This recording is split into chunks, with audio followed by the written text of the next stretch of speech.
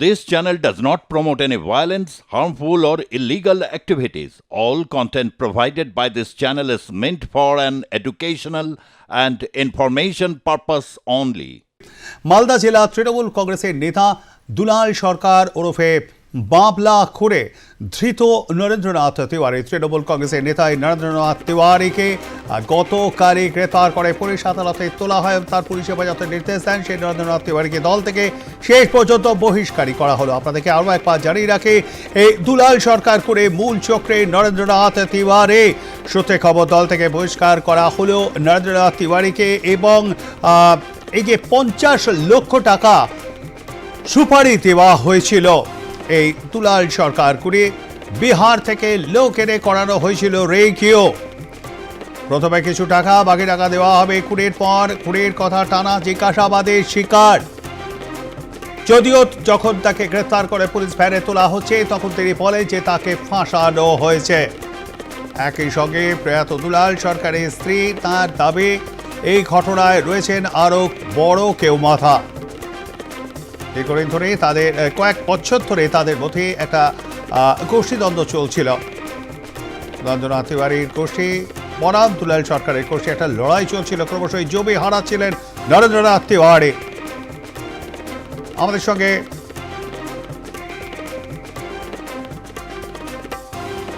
আমাদেরকে জানিয়ে রাখি, নরেন্দ্রনাথ তিওয়ারিকে শেষ পর্যন্ত দল থেকে বহিষ্কারই করা হলো। আমরা এ বিষয় নিয়ে কথা বলবো আমাদের অ্যাসিস্ট্যান্ট এডিটর প্রশান্ত দেই সঙ্গে। প্রশান্ত দা, শেষ পর্যন্ত খুনের কথা কবুল করবার পরেই কি দল থেকে বহিষ্কার করা হলো এই নরেন্দ্রনাথ তিওয়ারিকে? অবশ্যই দেখো, এই বিষয়টা নিয়ে কিন্তু মুখ্যমন্ত্রী বারবার বলেছেন যে বিষয়টা থেকে নজর দিতে হবে, কারণ যে ঘটনা ঘটেছে সেটা অবশ্যই নিন্দনীয় একটা ঘটনা। এবং এক্ষেত্রে একজন নেতাকে এইভাবে খুন করা, এটা কিছুতেই মেনে নেওয়া যায় না। কারণ একটা এলাকার দখল, এসব বিষয়গুলোকে তুলে ধরে যেভাবে নরেন্দ্র তিওয়ারি বিভিন্নভাবে ছক তৈরি করেছিলেন এবং বিহার থেকে বিভিন্ন রকমভাবে দুষ্কৃতীদের সাহায্য নিয়ে তিনি যেভাবে এই খুনের ঘটনা ঘটিয়েছেন বলে পুলিশ সূত্র মারফত জানা যাচ্ছে, এবং সুপারি কিলারকে ব্যবহার করা হয়েছিল, ফলে সেই জায়গা থেকে অন্ততপক্ষে এটা পরিষ্কার যে এরপরে আর তাকে হয়তো কখনোই দলে রাখা সম্ভব নয়।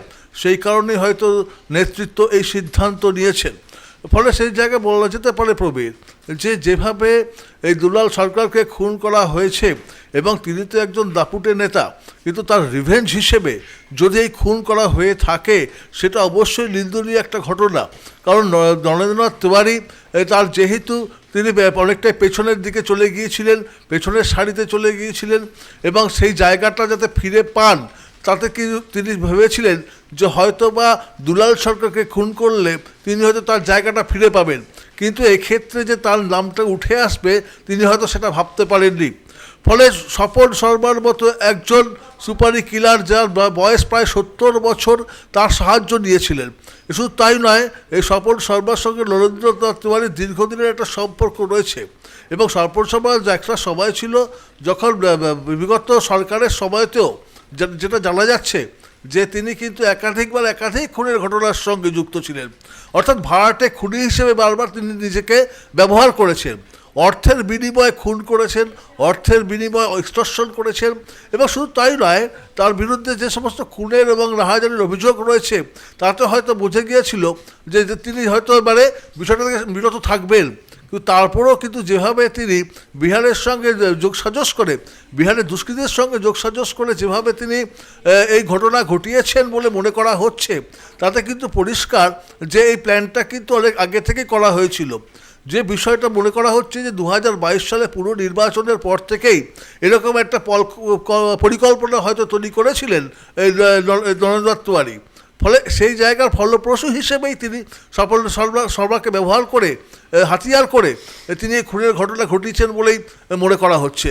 প্রবীর, ধন্যবাদ আমাদের সঙ্গে থাকবার জন্য। কথা বলছিলাম আমাদের অ্যাসিস্ট্যান্ট এডিটর প্রশান্ত দেই সঙ্গে, এবং তা থেকে আপনারা বিস্তারিত চলেন। 24 ঘন্টার মাথাতেই বহিষ্কার করা হলো মালদায় তৃণমূল কংগ্রেসের নেতা নরেন্দ্রনাথ তিওয়ারিকে।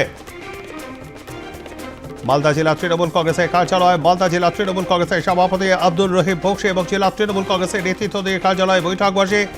এবং সেই বৈঠকেই গৃহীত এই সিদ্ধান্ত। মালদা জেলা তৃণমূল কংগ্রেসের টাউন সভাপতিকে দল থেকে বরখাস্ত। বহিষ্কার করা হলো তৃণমূল কংগ্রেসের নেতা নরেন্দ্রনাথ তিওয়ারিকে। এখনো পর্যন্ত এই দুলাল সরকার কুড়ি দুজনের বিরুদ্ধে কিন্তু পুরস্কার কথা ঘোষণা হয়েছে। সেই দুজনের এখনো পর্যন্ত কিন্তু খোঁজ পাওয়া যায়নি। তবে মূল চক্রে নরেন্দ্রনাথ তিওয়ারি এমনটা পুলিশ সূত্রে খবর হলেও তিনি বলছেন তাকে ফাঁসানো হয়েছে।